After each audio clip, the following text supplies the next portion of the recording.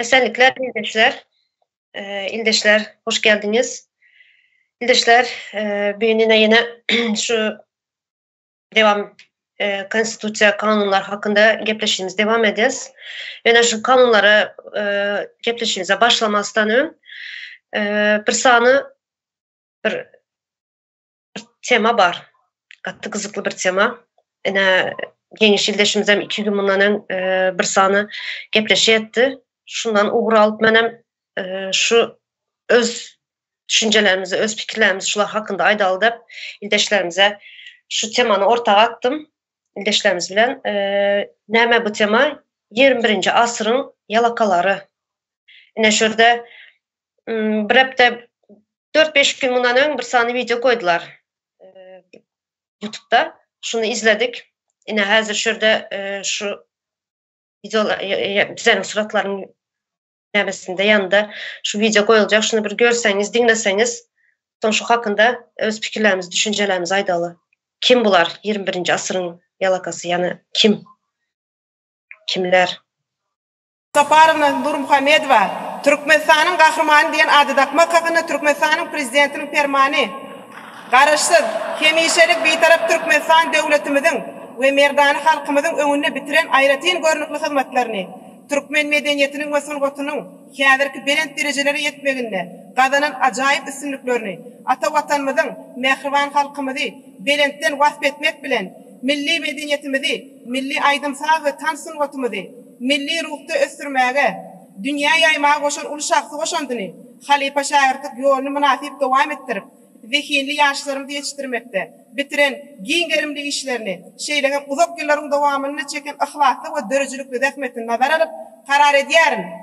Türkmenistan'ın Dokma Senagati Ministerliğinin Dokmaçılar Medeni Merkezi'nin Folklor Etnografi Transtoporunun çeper yollaşçısı Ali Cemal Saparovna Nurmuhamedova Türkmenistan'ın en yukarı tafavutlanış derecesini Türkmenistan'ın kahramanı diyen adı takmalı ve ona Altınay altın nişanını koşurmalı. Türkmenistan'ın prezidenti Serdar Berdimuhamedov.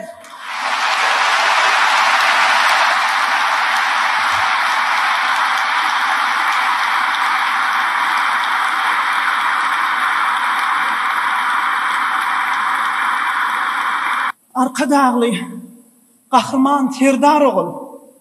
Salam alik. Türkmenin başının tacı. Türkmen halkının midemecek arkadağı. Arkadağım. Bugün benim ucuyupsuzca çeken dehmedimi nehil beyik hormat, beyik şafir payını yaptınız. Arkadağım. Arkadağlı Serdar oğlum.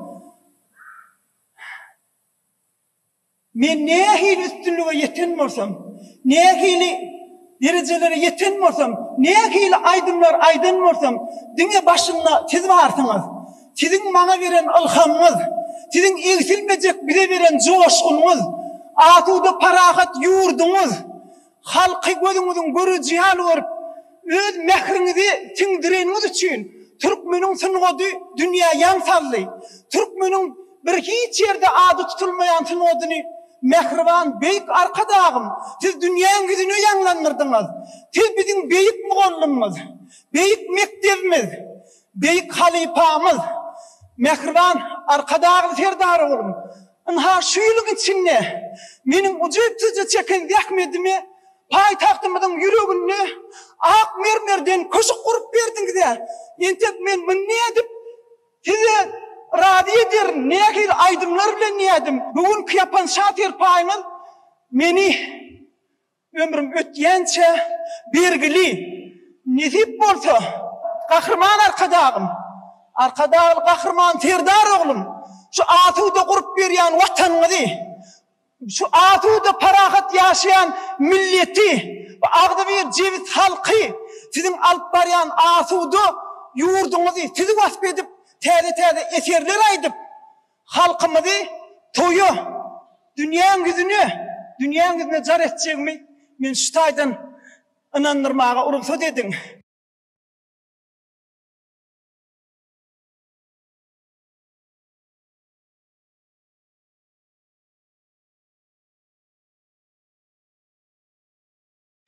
Yine ildeşler Ine şurada ine ulu yalakanı gördünüz. Ine hazır kina şu 21. asırın en ulu yalakası. Ine şu hakta düşüncelerimizi, fikirlerimizi aytsak. Ine şurada o Diktir Kızın aydan sözleri var. Yani kahraman adı verildi diye. Arkadalı serdarımız diye Cemal Saparova kahraman adı takıldı diye. Yani ad verildi diye. Birinciden kahraman sözünün manısı. Kahraman bolup näme etdi, näme kahramançılık etdi. Bu medal näme üçün verildi? Yani bir halka, bir Türkmenistan'ın ösüşüne, halka bir peydası boldu mu? Ona medal berer yalı. Şu hakkında başlalı, son izine devam edip gideriz Aydan sözlerini arkadaşlar. Aysınız söz alacaksınız. Ben alabilir mi? Alın. Salam yurttaşlar, ildeşler. Şu kahraman adını Kurbanulu Berdimuhamedove verdiler, son oğluna verdiler. Onu Rusya verdi sadece. Yani bilimi batırdı. Yok bilim halkı cahil etti çağalığından başlap. Yine Aşgabat'tan başka yerinin hemme yerine barar yal değildir. Okap bilim alacak. Bizim geleceğimiz diyen çağalar bazarda araba sürüp yüründürler. Bilimi yok ettiler. Halkı gariplaştırdılar. Dine tapan tupanını şu gazın pulları oğurlanlarını bildirmeyecek olup Aşgabat'ı bezav otuyorlar. Dine Aşgabat öz başına respublika beyleki velayetler on hasabında da del olur kul etmek. Türkmen halkını batırıp yok etmek barada Rusya oğulluk etti. Onun için Rusya'nın kahramanı. Türkmen halkına hiç adam edenak. Yani yurttan özleri kaçıp çıkıp gitmeye mecbur etti. Maşgalasını bakacak olup. Ne çağalar, diri yetim çağalar. Enesi daşarı yurtta, Türk'te, Rusya'da, atası daşarı yurtta. Ne halkı batırmak için kahraman. Edil, nemen Rusya'nın çizığı bilen doğru yörap var ya da. Şunun için Rusya kahraman olabilir bu. Rusya'nın kahramanı olabilir. Medalını takviler. Yani Türkmen halkının medalı takvilmez. Bizim Türkmen halkının, Türkmenistan'ın halkının kahramanı değil, düşmanı. Şu atlıkça aytacaklam şundan var. Ne çekecek kahraman deyip kaytalap o yerde çığırıp dur Cemal Saparova.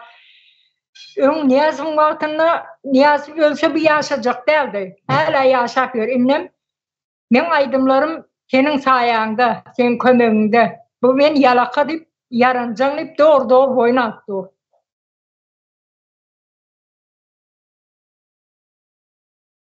Yine näçe aydımlar, yine näçe yalakalığı etmeli men senin önünde de şunu yalı öz boyuna alıp duran doğru aytyanız. Doğru yine Moncuk Musayev mı şu Moncuk mu? Yine bir Türkmen başının vaktinde, Niyaz'ın vaktinde başlandır. Cemşidin cami. Yani peygamberin yerdeki vekili deyip kıyıgırandır en kepçe yaledim. Yine o ulu yılan, bunlarım son kuyruğu devam edip otur. Bunlarım Cemal Saparova da ulu yılan. Beyleki yarancanlarım son kuyruğu.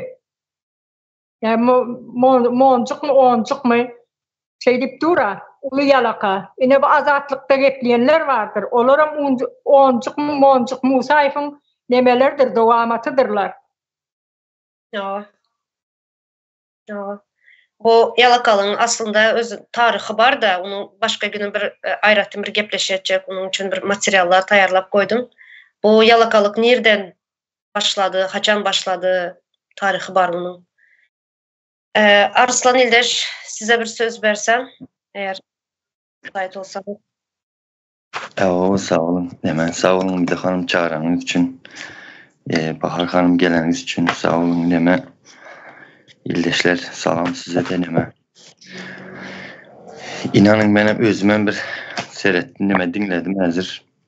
Bir şeyle bir ataşın olup dinledim de ilk ülen gözüme ilen bir nemeler oldu da şotaydaki hareketler, sözler. Birinci yankı kim Cemal Saparova kahraman adı takmaya dedi. İndi seyredin şu kim şu rejime hizmet eden olsa şular kahraman oldu. Bir Cemal Saparova derdi ya beylekileri hemmesi kahraman. Garaz şu son 32-33 yılda ondan önkilerde kim şu kahraman adı alan bolsalar şolar hemmesi toplap alıp orsa hizmet eden adamlar şolar medallanıp yani kahraman olup prezident deyen adama seyredin gidip Putin'den medal aladılar. Yenen bir zatlar deyip. Yani şolar hemmesi uludur, kiçidir, hemmesi kahramanlar. Bu kahramanlar Goşadırnak içindeki kahramanlar sebep öz halkına karşı çıkıp öz yurduna dönüklük eden adamlar kahraman oldu.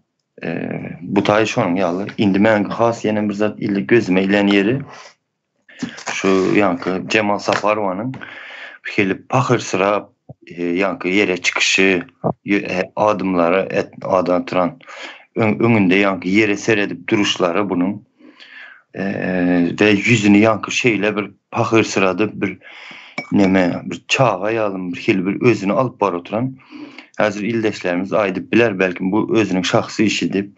Böyle şahsi işidir, öz işidir ama bu tayda ne üçündür de şu hareketlerini gizleniyoklardan iminli ekrana verediler. Şu taylarını görkezediler dikkatini çekme için.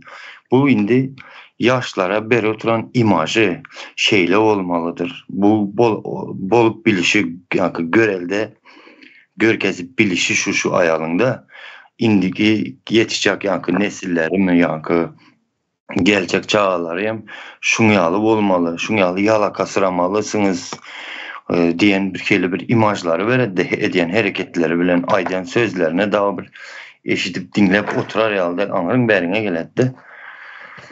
Garaz ken zatları yani hem gözüne dürtüp hem kulağına duydurup eşittirip öğredi otur da gelecek nesillere kahramanlığı yalakalık bilen alasız kazanasız deyip ben şeyli zatları düşündüm. Bu hazırki eden hareketlerinde Cemal Saparova'nın.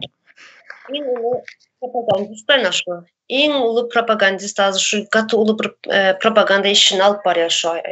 Geçen yeni işleşimizin şu Hemra'da bir aydımçını görkezdi şöyle şah yani sultanlık diye özünün sultan edip bunları hazır yine Goşadırnak içinde Atalıoğlu sultan yerine koyup yani şah yerine koydular da yine aslında prezident demek halkın hizmetkarı. Bunu her gepleşimde aydıp geçen halkın hizmetkarı.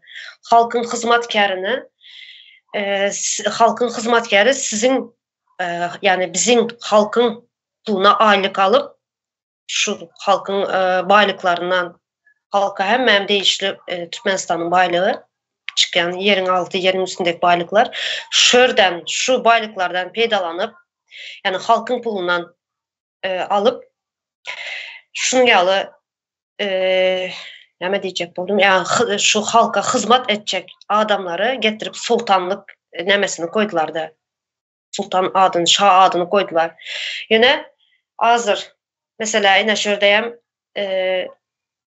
Cemal Saparova'nın Şah Serpayı diye şurada bir sözünde aydıp geçiyor da Şah Serpayı'da. Şurada şu propaganda nemesini getirecek oluyor da adamlara. Bu Şah Serpayı nereden alındı? Nehil edip alındı? Nehil edip verildi Şah Serpayı bunlara? Bu medal. Kimin pulundan? Neme özünün yankı Goşadırnak içinde prezident özünün aylığından mı alıp Şah Serpayı verildi? Şunyalı propaganda işlerine medyalarda aslında şunu halkın hizmetkarını nemek görkezecek boluyorlar. Halk onlara hizmet etmeli görkezecek boluyorlar. Umde hanım yankı ilk ülene o tayda eğer bir devlet olsa prezidentin dine aylığı olayandır.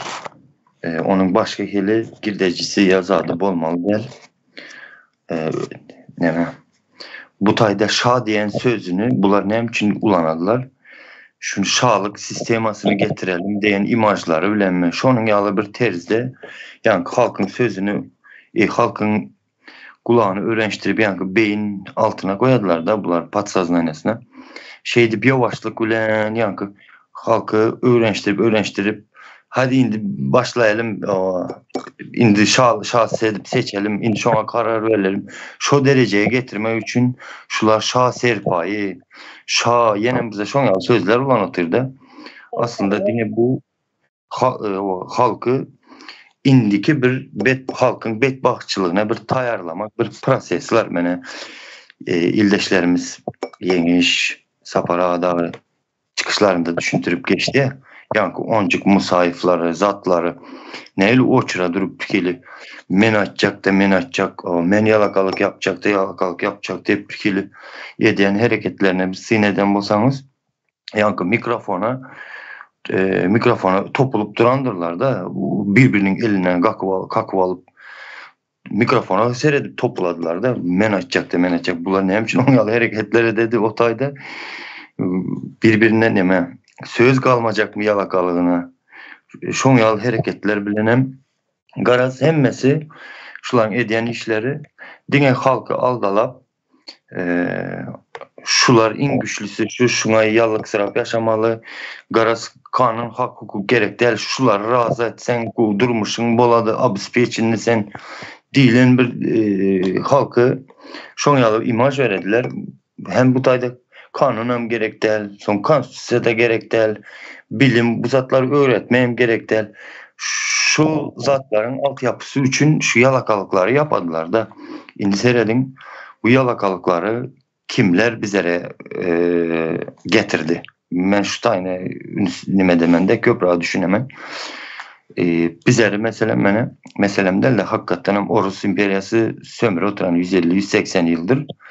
Şular yine de sömürmesi için ilkülene bilim ayırmalı. Yani kanun, hak, hukuk, konstitusyon bu zatları ayırmalı. Hiç kim şu yerde yani özünün hakkını bilmeli değil. İn görelde boları yağlı adamları hem koymalı da getirip halk birisinden görelde alıp yaşamalı ki sebep halka bir zat önüne görkezmesen halk kontrolünden çıkardı da bu rejimin. Şunun için hem halka hem bir görelde ya şolardan misal alıp yaşamalı. Şoların urvininde yaşamalı için hem şunu yalı bir yalakaları koyadılar da önümüze. Bunu hem gayta çıkarıp görkezip giyece gündüz televizirde yani bir topar oturan mene aksakallı yaşlılar hiç geli bilimi yok adamlardan getirip bize reklama dediler de bu zatlar sömürmeyin garaz bir yolu bu yani. Şuna koşayım dedim. Ezirlikçe. Şurada yankı diktir kızın aydan zadı var. Merdana halkımızın önünde bitiren ayratın görünüklü hizmetlerini diye. Yine şu neyme önümçilik veriyor şu Cemal Saparova. Şu Cemal Saparova diyene neyme öndürüyor. Yani halka neyme peydası var. Bu kahraman bolup hizmet ediptir. Neyme hizmet ediptir? Goğu soradınız Umide Hanım. Neyme hizmet ediptir? Dine yalaka yetiştirmekte hizmet ediptir o hatın. Şunun için hem şuna kahramanlığı verdi. İndiki yankı gelecek nesilleri hem dine yalakalığa itermek için şunun için hem aldı da o yankı kahraman medalını. Garaz şununki aldı da. Akmermerli diye şehrimiz yani Aşkabat'ta diye merkezinde diye ulu bir bina kurup verdin bana diye. Onun yani ne işle edip ödeyeceğimi bilmeyen onun demesin diye o şaheser payını diye.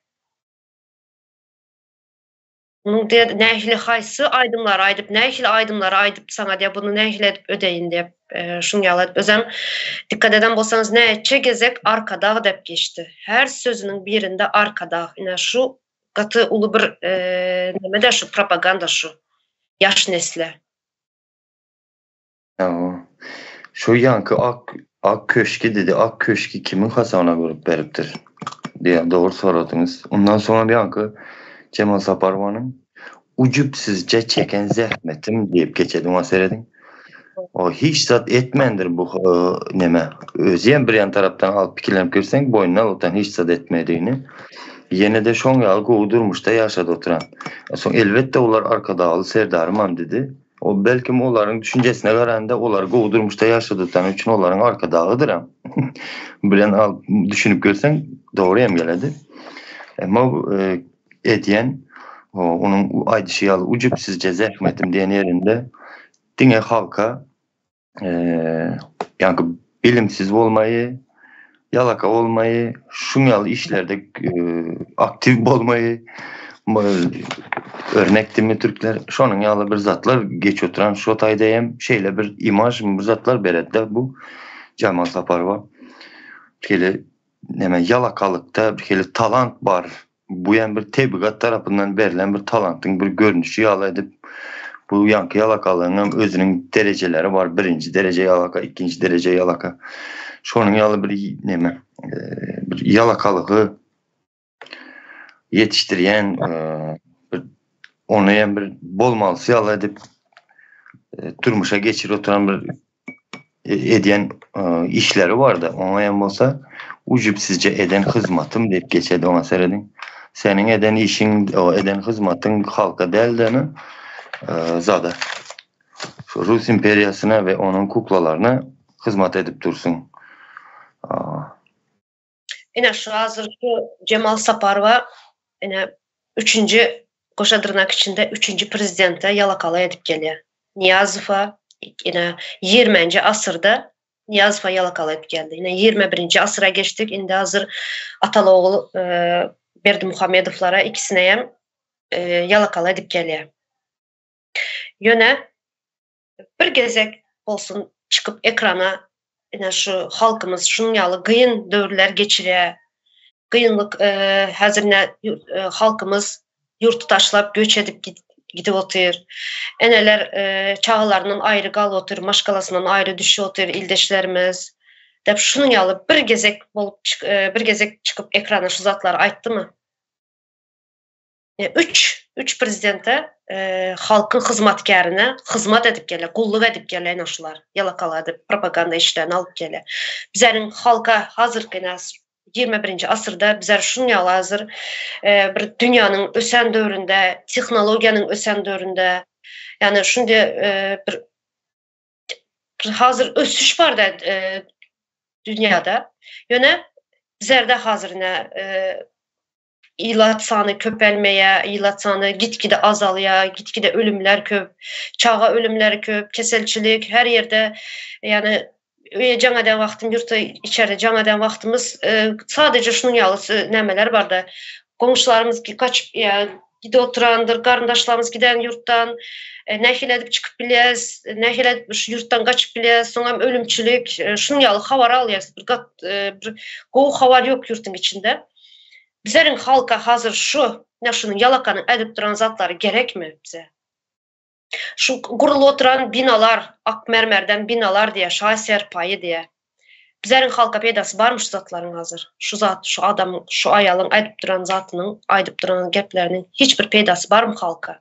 Şu kıyınçılık dövründe hazır. Neme? Şunu ak mermer salsın, neme köpürü salsın, neme salsa da hiç halka hiç ili peydası yok. Yurdun içinden çıkana bir gezek hayısı verirse hiç versem aydiyen nedir? Yurttan şeydik gidip yatırlar ya da bilim yok. Halk kıyın yağdaydı deyip hiç versem dile getiriyen nedir? Cemal Saparova'nın özünün tövrevine şu aydım tans ediyen oğlanlar vardır kıyızlar. Şunu öldürüm şundan korkuyor. Yani bu yalaka. Bir de tecrübeli yalaka. Nedir yarancan bolup bilye kadip gen görmene gerek yok. Bunun tecrübesi katı ulu niyazdan meri geliyor bu. Onun bir yerde işleverdim tecrüben artıyor.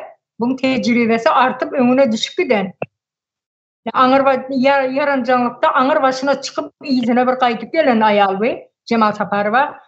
Yanındaki şu tans ediyen kızlar şunları yüzünü gözü bilen şunu seyreden vaktinde kızlar titreşip dururlar. Oğlanlar hem şeyle. Bunun tansa çıkan kıyızlar gurrun veriyedi. Eyle bir uruyor diye yaman acımasız nemedi. Cemal Saparı vardı. Son bu olimlerim hemmesem korkuyorlar.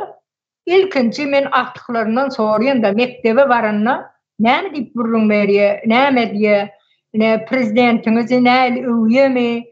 Hava diye bizim prezidentimiz diye avazanı kurup veriptir.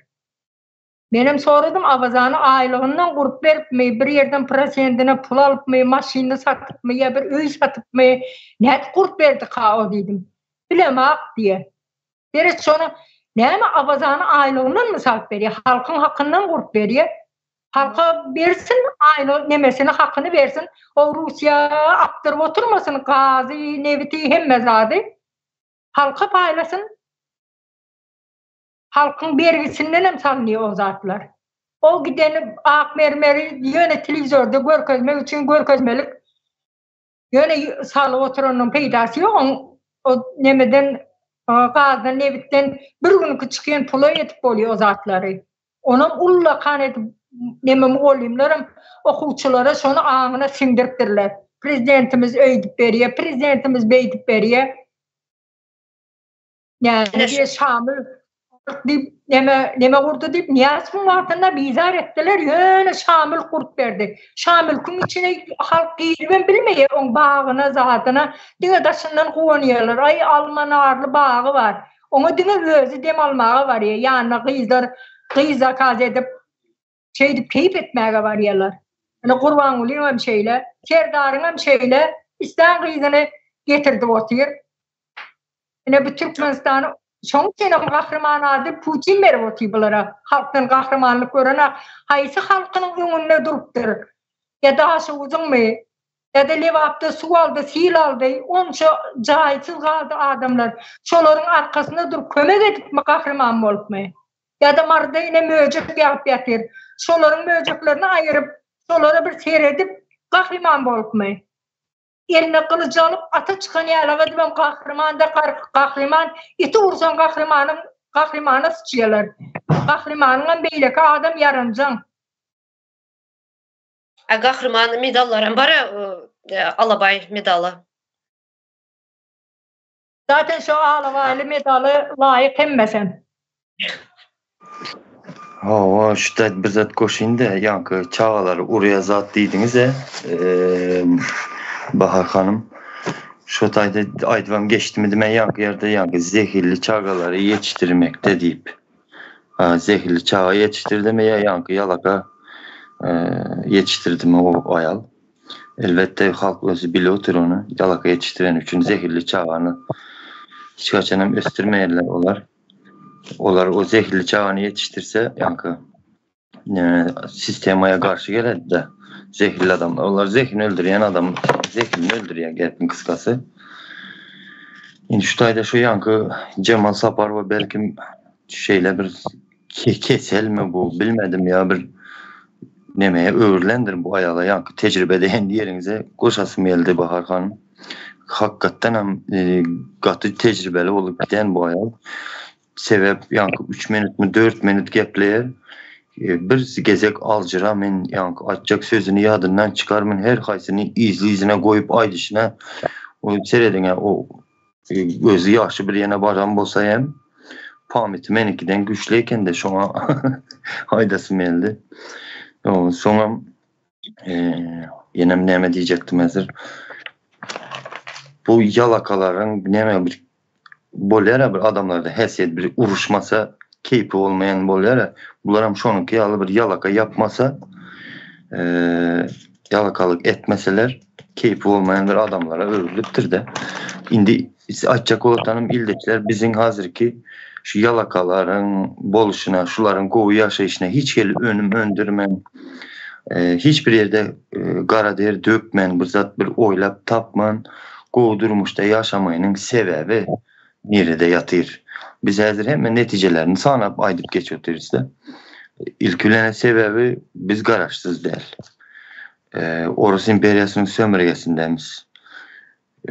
Bu yankı yalakaların kökü 150 yıl bundan önceki dövrden beri gelip duran da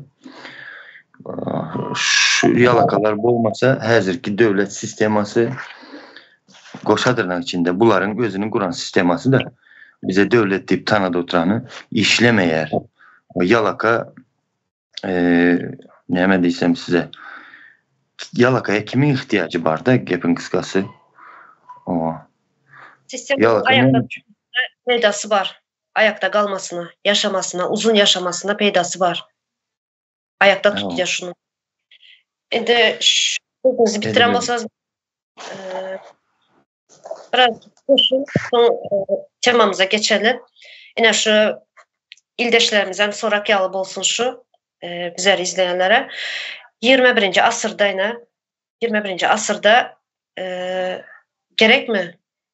Yani gerek mi derken haysı ülkede var şunu yalakalı edip duran adamları, yani yaşlı adamlar duran oturan şurada zalın içinde emmes ayaka kalıp çepek çalıp duran şu Cemal Saparova. Yine şu haysı yurtta var şunu edip prezidentin önünde yalakalı edip duranlar. Yine sonraki yalı bir neme olsun da deşlerinize. Umide Hanım bir zat koşun da sözünüzü böldüm başlan neme. İnanın ki şeyle bir yalaka köp bir millettir de fikir etmeyentim. Çünkü sanımız özü 4-5 milyona yetem yok mu? O şeyle bir yalakamız köneken özleri mi hakkı? Bahar Hanım'a tecrübeli, profesyonel bolu gidiptirler de. İnanın namus edemen, utanaman. O hem yurt dışında da yurt dışına çıksan da hasta bir göze batıp duran da bir yalakalık. Utanaman gerçekten hem neme. Sonra şunu yalı bir yalakaların içinde ne edip bir samimiyetli ya bir ahlaklı maşkala kuracaksın. Aydın şunu. Has bir namus ettireden zat da şu zatlar.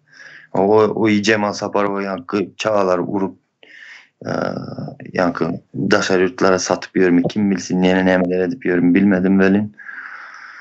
Karası namus ettirdiler. Gepin kıskası şunu koşayım dedim. İldeşlerimize şunu dinleyen vakti her sözüne ünsüzlikle dinlep bizler az bunu uzun gepleşedip bilmez. Nemçinden de bir özümüzün ayrı temamız var kanun hakkında. Yani bunlar hakkında ayrı bir özünü, ayrı bir şu 18, 19, 20, 21. asırdan beri ya 18. asırdan beri gelen yalakalar hakkında, satkıllar hakkında bir gepleşelim istedim. Şu vakti uzun görüne deriz bunlar hakkında, yalakalar hakkında. Şimdi temamıza geçelim. Temamıza geçmesinden bir sanı benim videomu aşağına geçen Türkmenistan'da işsizlik neçenci derece, neçenci yerde de bir sorak şeklinde bir gepleşik geçirdim. Şurada bir ildeşimiz komentarya yazan bana. Şu hakkında biraz düşüncem aydın. Gen yerin görününe ediyende hukuk yöreye mi deyip sonra ilki deyip yazan şu ildeşimiz kısaca. Bizler berde hukuk yöreye deyip aytmayız. Bizlerin berde ediyen gepleşiklerimiz kanun yöremeyenin sebeplerini aytıp beriyaz ildeş.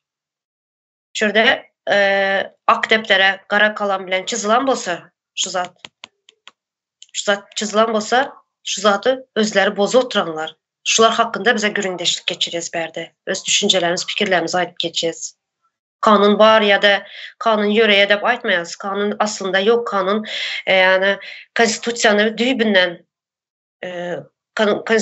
kanun kuruluşunu düğübünden yok ettiler. Şular hakkında, şuların sebepleri hakkında göründeşlik geçireceğiz. Şimdi şurada bir tane maddanı al istedim. Şunu okuyun. 63. madde.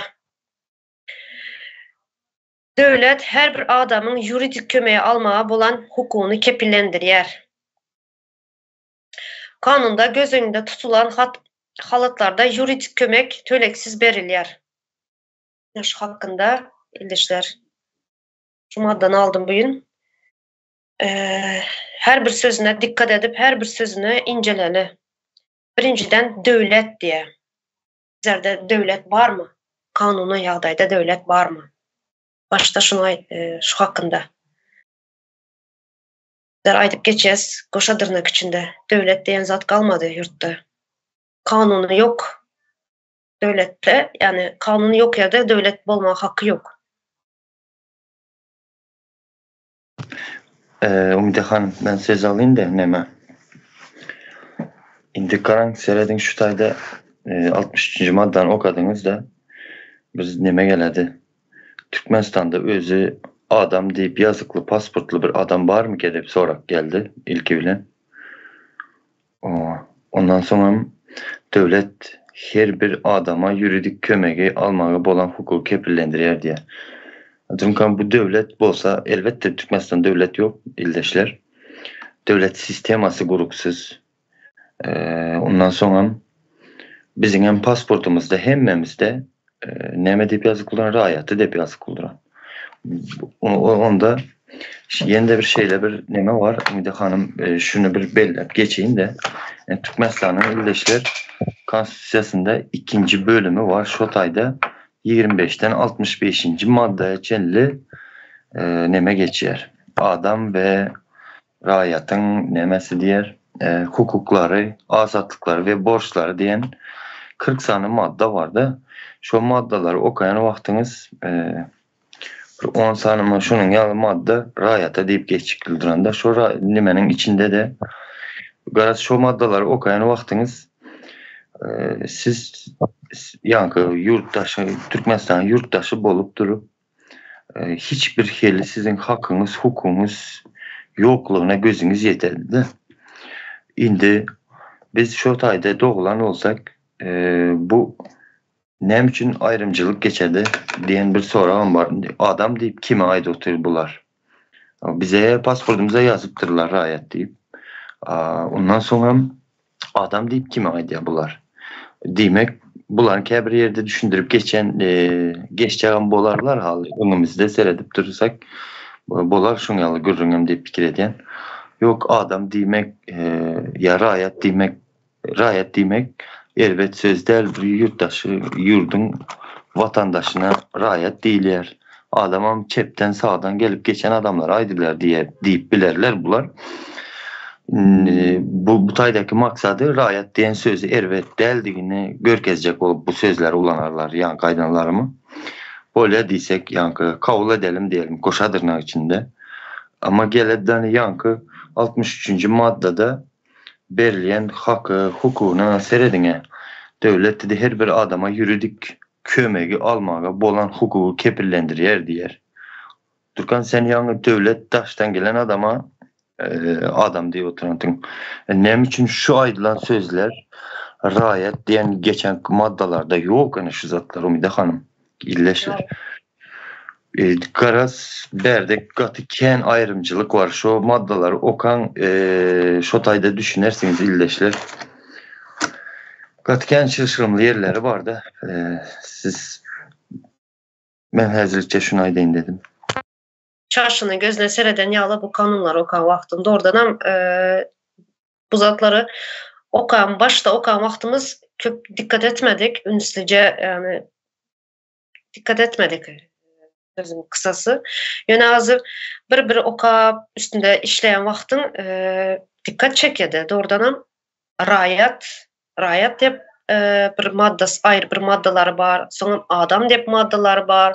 Önemli bir gepleşimizde ayıp geçti ya böyle adam daşar yurttan gelen adamı adam diyemişler. Yöne daşar yurttan gelen adam diye mesela alalım daşar yurttan gelen adam.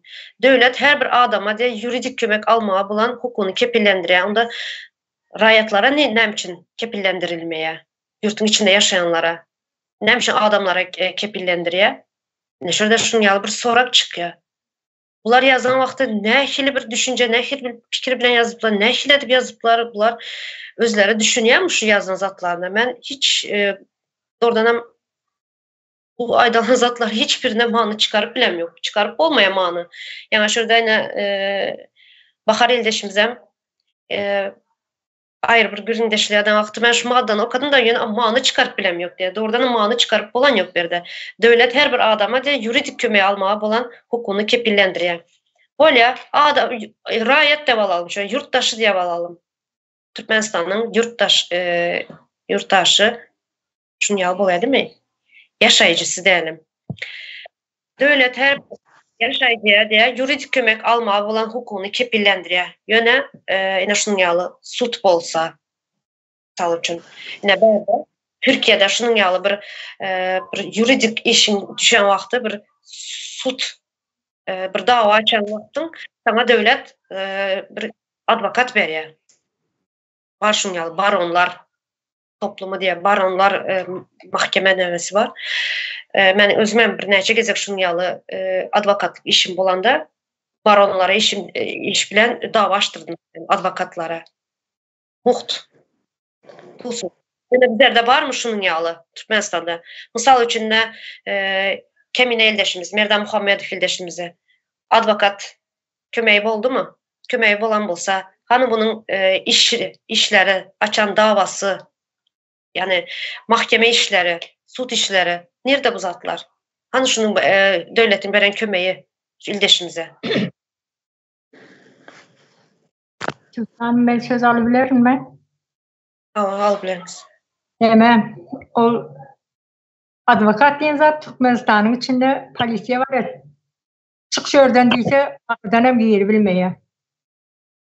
O kiminin yanında advokat hiç geplerilmez. Ya, o da tüvüründeki on sonraga da oturun, on düşmanı neymi günah yükleyecek kalktı bir şey de oturun. O kiminin asla da korabilmez. O yönü günahkarlarsa günahkarlar karalovçu olup, yani prokuroryalı karalovçu olup günahkarlar da yönü hiç atsan onu nemetmez. Yani savunmaz diye ablar, neymi aklımız. Ben özüm 2000. yılda adamımla ayrılıştım da o sana akılcı tuttum arda yazacak. Arzanam özüm yazdım, hem zaten özüm yazdım. Ya ol var ya hiçbir zaman tizleştir şu suudu dedim ben ayrılışık diye 2007. yıla çalışı öğrendim ben. Ahır sonunda akılcı aytdım, koy git sen git dedim. Ben akılcısız özüm ederim dedim, işimi dedim. Şeydip ulu yıkılık bilen kapının neme suudun kapısının ağzında oturdum. Gidecekler hiç yere dedim. Şu nememi kabul ediyen çağınız dedim de. Son Adalet Ministerliğine girdim. Arzu yazıp şondan son neme açık katıma alayan oldum. Advokat hiç adam edibilene. Kaytama bir narkoman oğlanı var diyor. Şu ben adamım deyip elinden tutayır tanacak oldur mu diye. Bilmem o ayrılacak değilsin diye. Sen adamın yerine kol çeksin diye. Bana beriyene akılına seyret. Ben adamımı özüm var polisiyeler 7 yıl tapı bilmediler adamım öyünde bezbiyore. Şonu gidip getiriveyen aklarda. Şonun ýaly polisiýallarda da hiç güç yok. Yönetim eciz bolsa şoň üstüne topdurulýarlardy. Bir narkomanyň eline o adam narkoman köp da 2000. ýylda narkoman düşük bolup ýatyr diýerlerdi. 25 manat bersen näme diýsen aýdan edýärler. Şondaýdy biriniň elinden tut men şu adamymy olam diýip o men aýalym şu aýrylşak diýip kol çeksin gaýsyn biljek otururlarmy diýe. Adwokatyň aýdan gepşi. Ene bu kanun bizde kanun şey görüyor. Yine. Hani nerede kanun? Deme bir koşup geçeyim Bahar Hanım yenem başlangıç gaharınız gelmesin ya da bir yanlış düşünmen de yani polisiye işgalleri 7 yıl adamı tap bilmediler dediğinizde şu tayda hakikaten gülesim geldi. Şimdi bu tayda kıynalayan elbette deme bu diyecek olayanım seyredin bize riayet deyip yazıptırlar ha pasportumuzda. Yankı riayetler hiç kaçan hakkını, hukukunu aktarıp ya şonun uğruna düşen vakti şu konstitusiyadaki yazılan maddelerden hiçbir heli peyda görmeli değil. Hazır siz peyda görseniz yankı sutlaşan vaktiniz ben diyeceksiniz de kardeş dost yarınız ya düğeniz adınıza ben hemen yazıp verdim şeyle kazandım böyle ettim diyen vaktiniz başkaları hem gürün veren vaktiniz bu tayda halk yankı zakona tutmaya kanuna tutmaya hem hövesi artadı hem de nemesi bol köpeledi. Yani buna hırıdarı mı diyeyim, buna talep edecek başka min tane ildeşimiz var ki hak hukukunu aktarıp yankı zar olup yürüyen. Bunlar hem öğrenedi gepin kıskası. Karas bu yayrıydı son kanun, hak hukuk yürümekliği. Bu şonun için sizin erinizi 7 yılla aktarandırlar hem tapmayandırlar hem olmasa yankı açınızı alıyordu oturandı. Şimdi geleyim ben yankı 63. maddeye de dönüp diyecek olatanım. Seredin ken ildeşlerimiz bilen şu maddalar, zatları gürrün ettim ya paylaştım, uğrattım, okattım. Hiçbirisine düşünüp bilem yok dedi. Şuların içinde inanın 20 yaşlısı bardı, 30 yaşlı 40 yaşlı adamlar var da şuların arasında. Şular hiçbiri yani maddalara, konstitusya hiç kim düşünen yok. Sebep bize konstitusya yankı, bu madda, bu hak, bu hukuk, bu zatlar hiçbir yerde öğretilmeyen için bunda bilinç, patsazlanımızda oturan bir düşünce yok. Konstitusya düşünce yok. Geçen il gepleşimizde 1000 yıllık tarihi vardıydım da yani konstitusya düşüncenin 1000 yıllık tarihi var berde. Şu tane doğrulap geçin ildeşler sonra yankı devlet her bir adama yuridik kömegi almağa bolan hukuku kepillendirer diyen yerinde bu daşarı yurtlu adamlara yankı bizde mene konstitusyon var yöre yer arkayın girip çıkıvermeli biz o yankı asud asman siyasatta yöre derler bu şozatları kepillendirme için yankı daşarı yurtları inandırma için edilen yazılan maddalar bir yerinde şunyalı peydalı nemeler rayata geçmeyendir ve yankı 63. maddede hem izinde diğer kanunda göz önünde tutulan halatta yuridik kömekler töleksiz diye seredin. Elbette bu hem devletlerde pulu bolmayan adam bolup biler. Her birisi yağdaya düşedi de şu vakti muht yankı devlet sisteması özünün nemesinden yankı juristinden, advokatından, başkasından berip yankı cezalandırmalı mı ya başka zat etmeli mi ya çıkarıp koyup ştraf tölettirmeli. Şu zatları amalaştırar yağlı töleksiz bir funksiyası var da şunu bellep geçiyor 63. maddede. Şimdi biraz şu funksiyasının adını açıp geçin baronlar odası diyorlar. Baronlar odası advokat yani devletin advokatları her yani güç yetmeyen yani güç yetmeyen şu nemeleri töleksiz ediyor. Ama töleksiz yürüdük işi düşen yağdayında devlet muht veriyor şu advokatları, baronlara odasını. Hova hazmene Türkiye'de 2 milyon yakın diyeler Türkmen vatandaşlarımız şöyle yürüyen şolara muht verecek olsa Türkiye'nin yankı advokat nimesi sadı der de garas yeni bir çayhanamızda yankı meclisimizde bir şu raya tülen adam arasındaki tapotlantırayan bir kıskaça bir yazıp belli olan zatların bartı şu taydayan bir paylaşın ildeşler gaytalamağın bir peydası var deyip düşünen şunun için bir yeni bir aydıp geçeyim mümkün olsa seredin yankı 40 madde dedik de 25'ten 65'e geldi şu maddaların içinde 22 tanesi adama değişli ildeşler. Şoların içinde yine bir aydıp geçeyim de hanım 26, 31, 32, 33, 34, 35, 37, 42, 47 48, 49, 50, 52, 53, 55, 56, 57, 59, 60, 61, 62, 63 şu maddeler. Yine adam için yazılan maddeler. Bu adam diyen maddelerin içinde hem geçen sözlere, zatlara biraz dikkat edip düşünecek olalım ildeşler. Erkinlik diyer, şahsi el değirmezliği diyer. Adamın da maşkalasının sırlarını açılmazlığını kepilendiriyor diyer. Telefonunun sırlarını garamağına demedi. Onu açılmazlığına garanti edildi. Adamın söz ve fikir azatlığı kepillendiriyor diyer. Adam kanun arkalı goralıyar diyer seredin. O ya bu sövde satığı olsun, başka zat işi olsun, bunun garantisi var, kepillendiriyor diye. Sağlığı muht diyer yankı nemedi şiyalı 63. maddedeki muht verilişiyalı mecburu işi qadağandır diyer adama. Sonra 48. maddenin en sonki bendinde de adamın diğer miras hukuku kepillendiriyor diyer. Yani bir tane rayatın miras hukuku kepillendiriyen yeri var mı ildeşler? Yaşap göre oturanız, özünüz düşüne oturandırınız. Şu rayata en bir 10 madde değişli bir yeri var da Şunu yamaydın 39, 43, 44, 45, 46, 51, 54, 58, 64, 65. Şu maddaların içinde de kendi şu rayata bir kere kemsizci yalı sözler ulanaddı. Şu olan birisini yankı 64'tekini aydip geçin. Rayatın dedi yağdayını yaramazlaştıran kanunun izine tesir ediş gücü yoktur. Alın gerek olsaydı. O yani Türkmenistan'da kim var ki pasportlu adam deyip yazıklı pasportlu. Bu taylar hem deme dedi izleyicine sorak olup gel oturan.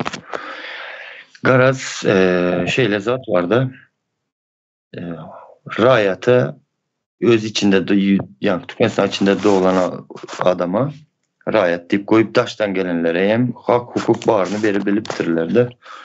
Bu bir sömürülmemiz için kurulan bir sistema da onu hem Oruslar özleri için kuran için yani Orusların gelip gitmesi yankı hem mezadı muht liçeynesi olsun bunların sudimiz bu zatlara düşen vakti hem muht alıp çıkması için yazılan bir kanunlar konstitusya gözün eyledi.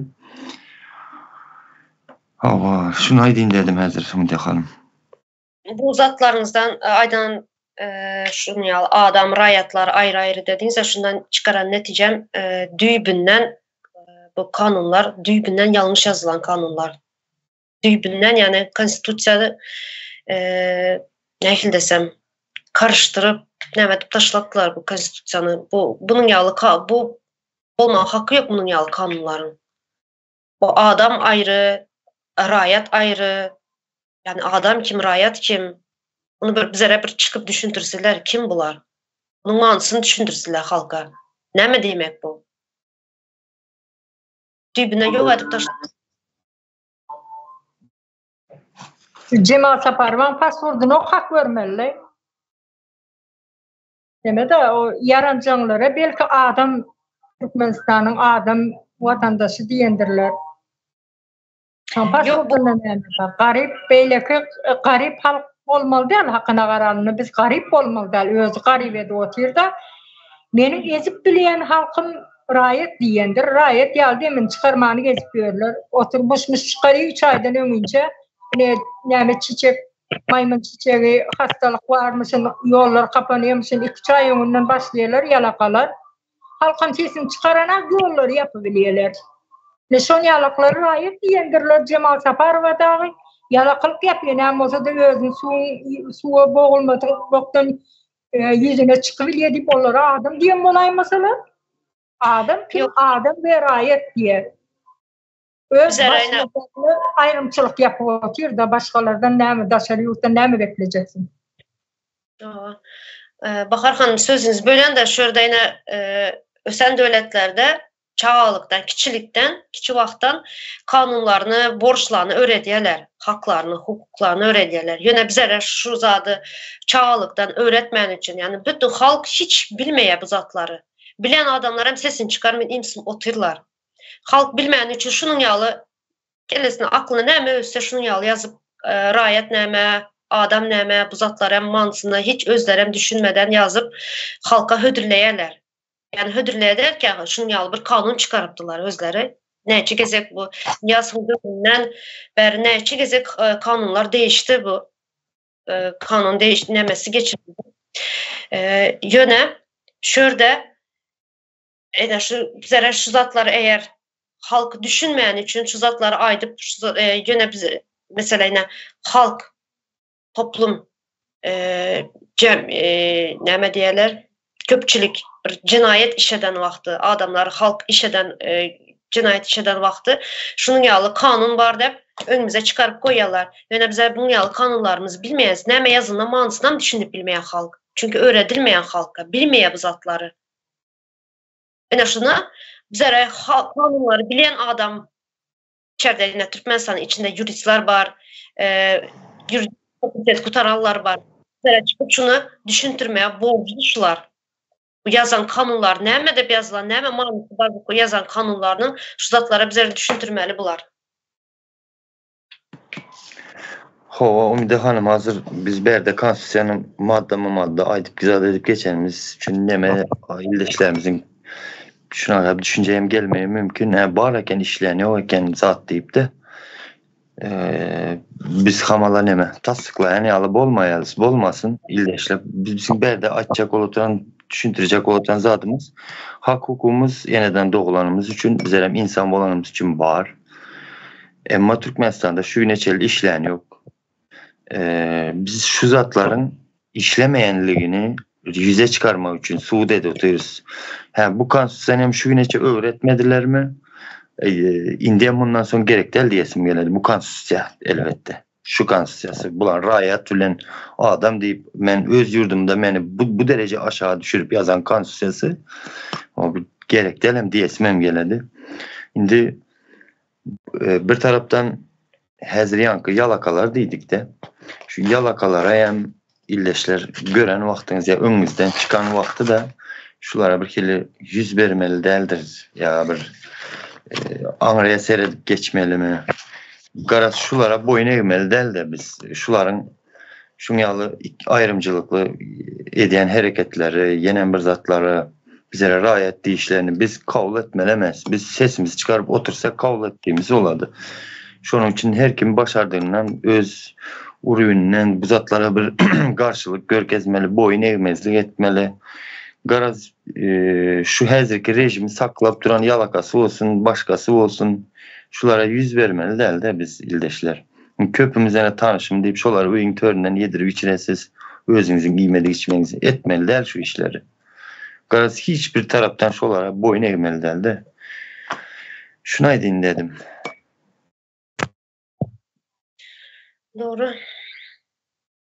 Şurada vaxtımızdan boldu. Eğer başka koşmak isteyen zadınız yok olsa şurada tamamlalı ildeşler. Bir zat koşup geçin de şeyle diyesim geledi. İldeşler indi yalakalılıktan dövür geçti. İndi dine samimiyetli, ahlaklı adamların şonyalı bolmalı ve şonyalı adamların dövürü geldi diyecek olan sebep şunca yıldan beri yalakaları hem görüp geldik bulan aksakkalısını hem görüp geldik başkasını hem ama hiçbir bize faydası olmadı. Dine biz yurt dışında gezdik, çağlarımızdan ayrıldık, maşkalamızdan uzaklaştırdılar.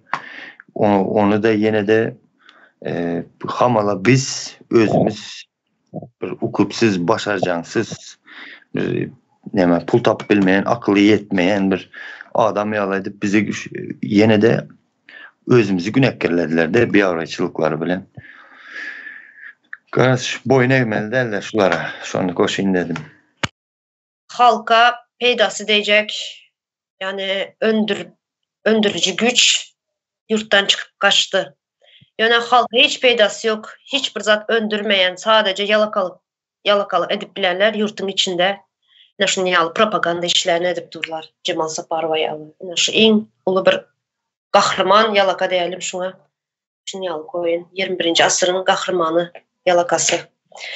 Yine yana başında hem ayıp geçtik. Bir sorak şeklinde yine bir yatlama yalı bolsun. Son şurada cemleyelim. 21. asırda haysi yurtta var şunu yalı. Çepet çalıp, medal asıp, yalakalı eden için medal berip, şunu silahlanan yalakalar var mı? Prezidentin koşadırnak içinde, prezidentin yani halkın hizmetkarının önünde şunun yalı baş eğip, ommarılıp durup, şunun yalı alcırap demedip ağlayacak şekilde şunun yalı yalakalı duran başka bir yurtlarda, devletlerde var mı şunun yalı yalakalar? Canım durmam. Güzel mi? Yani Bremer medal deyip takıyanım ikin suratı var önünde de üstünde ikin suratı var. Onu da kayşarlıp duruyorlar da şuları vatan haberlerini görende yaman utanıyor. Özüm utanıyor bol duruşlarına. Hatta utanç. Bremer hiçbir devlette yoktur. Ministerler yenilip elini olsap gül veriyorlar da yenilip sonu eline nemedi. Yenilen ministermen hiçbir devlette görmedim. Haberlerine seyrederken Türkiye ministerleri arkayına oturup repleyendirler. Yenilip Erdoğan'ın elini öpüyorunu ya eline gül verpiyorunu göremem onu. Katı utanç. Şunun için Arslan Begem bellek geçti, Tuğçe Hanım sizin bellek geçtiniz. Bular ýaly yaranjanlara üns bermeliler. Gün-günden batıp otyrs. Belli zat. Her bir neme vilayet, Marylewap, Daşoğuz, bir piçek arkası ösen yerleri barmy? Gün-günden bilimim bolsa çöküp otyr, ýollaryň berbat. Indi halkymyzyň gözüni açma wagty geldi. Kanunlar düýbünden bozup isteği oyunca o Monjuk Musaýew aýdýandyr. Cemşiýetiň jamy, näme yerdäki wekili Allah'nyň diýip. Bunun iki doğduğunun arasından çıkan bize kanundur, bize konstitusiya gerek değil deyip hemen kepçeyi alşan sank edeyimdir. Olar var ya, köne yarancanlar da o Gapurov'un altından gelen yarancanlar tecrübeti katı yütköşüktür. Onun için bir özüne çekici neme bilenem yetliyendir. Ne manisine düşünmeden yani anıklat dinle otursan katı utanç verici zaten, namus edici zaten. Katı namus ediyen ol, şular yalak adamların bolup geçenler. Halkım indi var ya gözünü açtılar, bular yazada ınanmasınlar. Vatanımızı, yurdumuza iyi çıkacak olmalı. Bar baylığımızı, halkın geleceğini oğurlağa otuyorlar. Rusya iyi otuyor, hem neme halkın hakkını iyi otuyor. Çağalarımız gün-günden bilimsiz cahil olup var ya, indi biz gözümüzü açmalı, halkım oyansınlar. Yurdumuza iyi çıkan hakikat karışsızlığı alalım. En gynandırırsam yaş nesil zayalanıp var ya. Mankutlaşıp var ya. Hakiki cahil etip oldular. Näme diýeni bile mektepten bir daha sorasan diňe prezidentimiz awaza gurup berdi. Arka dağ şehir uruyormuş. Ovadan cahillerken Daşoğuz'un çöküp yatan nemesinde yaşa otuyorsun. Arka dağ şehirden peyda var mı? Ya da bilimle peydası varmış olarım. Birem şu mekteplerde in görüldüğü okuvçuları prezidentin özü, prezident okuduyor deyip alıyandırlar. Şolan adını familiyan boylu, postlu, şeyle neme asıllı okuvçular sayılav alıyandırlar. Ona halka karşı okuduyor yönü ölçün yetiştiriyor. Şurada Gowuzat yadıma düşürdünüz. Bilen bolsalar prezidentin partası diyen bir parta var. Näme gerek o prezident partası? Okuwda uzat näme gerek prezidentin partası dep. O bir ayrı bir tema eder sunyam. Şu bilim hakkında bir kanunda maddalar var. Şu şunam alıp uzatmalı hazır. Açık zadınız var mı? Kardeş bulmasa. Biraz söz koşayım da ildeşler yalakalara neme mertebenizi kemsitmende mertebenizi koran yalakaların uruyuna düşmende ildeşler. Şu yalakalara yüzüne basıp aydın yerini bil deyip indi artık bundan sonra yerini bilsin yalakalar. Onların diğerine uruyuna düşüp biz yaşayacak değerleriz. Şunu koşun dedim. Sağ olun çağıranınızlar için. Sağ olun ildeşlerim. Çok sağ olun. Yalakalar için dedim ya bunun tarihi var. Uzun tarihleri var. Onlar hakkında son yine bu Cemal Saparov'dan koşarız yine. Aydılacak zat köp bu. Berde kurtarmadı onun aydılacak zatları. Uzun göründeşli ederiz. Sağ olun ildeşler. Sizem sağ olun gelenleriniz için. Şurada tamamlayalım. Sağ olun.